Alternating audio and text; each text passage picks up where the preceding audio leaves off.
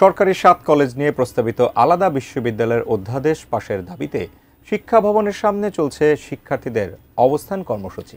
১৬ অক্টোবরের মধ্যে এই আইন করার দাবি জানিয়েছেন তারা। এই মুহূর্তে শিক্ষার্থীদের একটি প্রতিনিধি দল শিক্ষা সচিবের সঙ্গে বৈঠক করছে।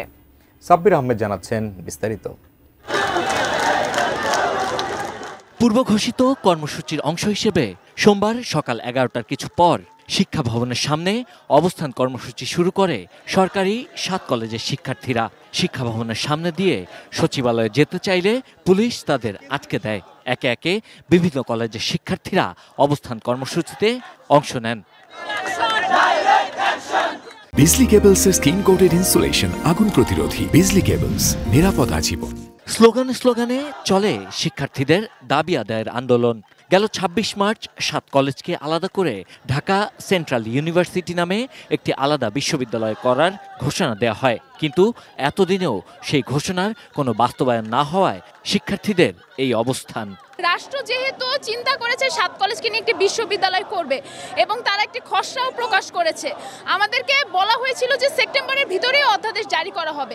রানিং শিক্ষার্থীরা এবং পরবর্তীতে এই বছর ঢাকা সেন্ট্রাল ইউনিভার্সিটির ব্যানারে আরও এক ব্যাচ পরীক্ষা দিয়েছে, তারা অনেক বিপদে পড়ে যাবে এবং তারা একটা অস্তিত্ব সংকটে ভুগছে। 14, 15, 16 তারিখের কোন দিন অধ্যাদেশ দিবে এটা নিশ্চিত করতে হবে, তাহলে আমাদের আন্দোলন আমরা এখান থেকে যাব। যদি নিশ্চিত আজকে না করে আমাদের আন্দোলন আমরা কন্টিনিউ করব। শিক্ষার্থীদের অভিযোগ এর পেছনে একটি সিন্ডিকেট কাজ করছে।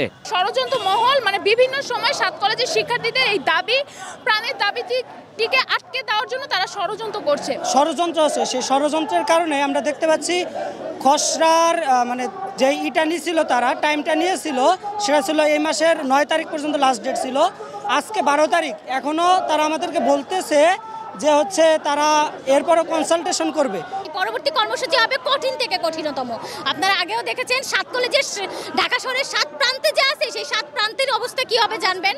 প্রথমে শিক্ষার্থীরা শিক্ষা উপদেষ্টা বা কারো সঙ্গে এ ব্যাপারে দেখা করবেন না বলে ঘোষণা দিয়ে অবস্থান চালিয়ে যাচ্ছিল, কিন্তু বিকেলে ৭ কলেজের ২৩ সদস্যের প্রতিনিধি দল শিক্ষা উপদেষ্টা ও সচিবের সঙ্গে এ সমস্যা নিরসনে বৈঠক করেন।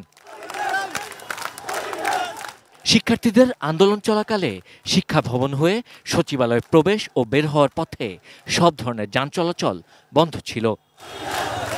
Sabbir Ahmed, ATN news, Dhaka.